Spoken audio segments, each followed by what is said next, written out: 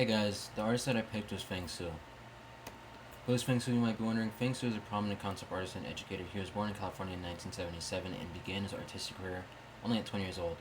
He also has his own YouTube channel where he teaches like a bunch of techniques, methods, anything design related he covers, and it's really good and informative, and I recommend checking it out. In short, Feng in his prolific career has helped create some of the biggest and most famous projects in the entertainment industry, whether they refer to the film industry, video games, or TV commercials. Some of those are Alita Battle Angel, Transformers, and Star Wars. Specifically, Revenge of the Sith, which I think is the best Star Wars movie, hands down. Feng Zhu kind of split his influences into multiple categories when he was a child to where he is now, but they all mesh together, so it doesn't really matter. But when he was younger, he played like a lot of 16-bit games like Final Fantasy, watched a lot of 80s cartoons like G.I. Joe and He-Man, and he was obsessed with Star Wars. And one thing all these things have in common is the world aspect, like the world building. And he wanted to be a part of these worlds. He wanted to touch the machinery, interact with the characters, touch like the weaponry, anything like that. He wanted to be a part of it. And the toys actually brought out that aspect with the Transformer toys, that he was actually able to see the functional aspect of the art that he watched, and it was a way of him to expand onto the universes that he was seeing in these different types of shows or movies.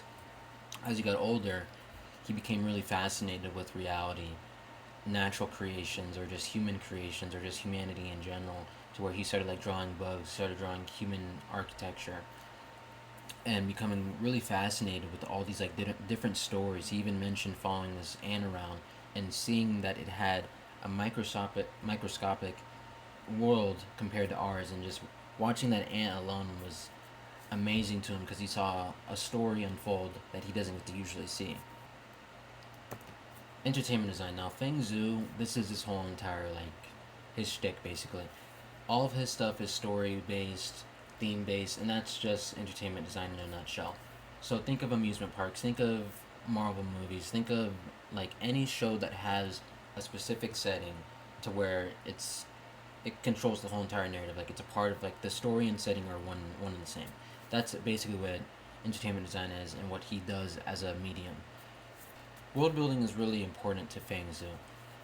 He prioritizes ideas over not over technical ability, but he wants you to get the idea across no matter what.